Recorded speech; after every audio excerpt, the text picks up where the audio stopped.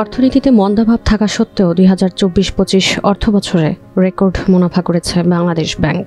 কেন্দ্রীয় ব্যাংকের হিসেব অনুযায়ী গত অর্থবছরে মুনাফা দাঁড়িয়েছে 33,000 কোটি টাকা। এর মধ্যে নিট বা প্রকৃত মুনাফা হয়েছে 22,600 কোটি টাকা। 26 আগস্ট বাংলাদেশ ব্যাংকের পরিচালনা পর্ষদের বৈঠকে এই আর্থিক হিসেব অনুমোদন দেওয়া হয়েছে। সভায় সভাপতিত্ব করেন গভর্নর আহসান এইচ মনসুর। বৈঠকে কর্মকর্তাদের মূল বেতনের 6 গুণ প্রণোদনা বোনাস অনুমোদন করা হয়। বিশ্লেষণে দেখা যায়, সরকার ও ব্যাংকগুলোকে ঋণ দিয়ে সুদ আয়, বৈদেশিক মুদ্রার বিনিময় হার এবং বৈদেশিক রিজার্ভ বিনিয়োগ সব মিলিয়ে মুনাফা বেড়েছে।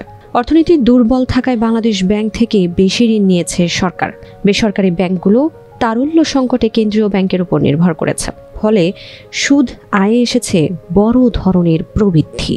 বাংলাদেশ ব্যাংক সূত্র জানায়, মুনাফার প্রায় 8,000 কোটি টাকা ইতিমধ্যে সরকারি হিসাবে জমা দেওয়া হয়েছে।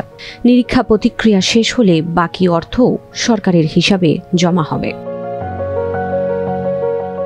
তথ্য বলছে, অর্থনীতি শক্তিশালী থাকলে সাধারণত কেন্দ্রীয় ব্যাংকের মুনাফা কম হয়।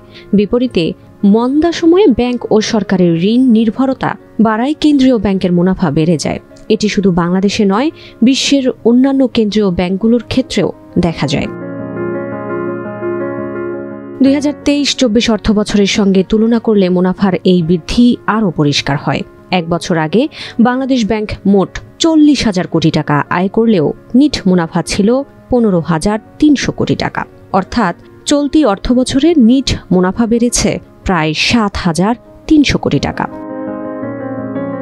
ডেপুটি গভর্নর হাবিবুর রহমান বলেন, রিজার্ভ থেকে কিছু আয় হলেও মূল মুনাফা এসেছে স্থানীয় মুদ্রার ঋণ কার্যক্রম থেকে। এর একটি অংশ ইতোমধ্যে সরকারকে দেওয়া হয়েছে, বাকিটাও এই সপ্তাহে জমা দেওয়া হবে।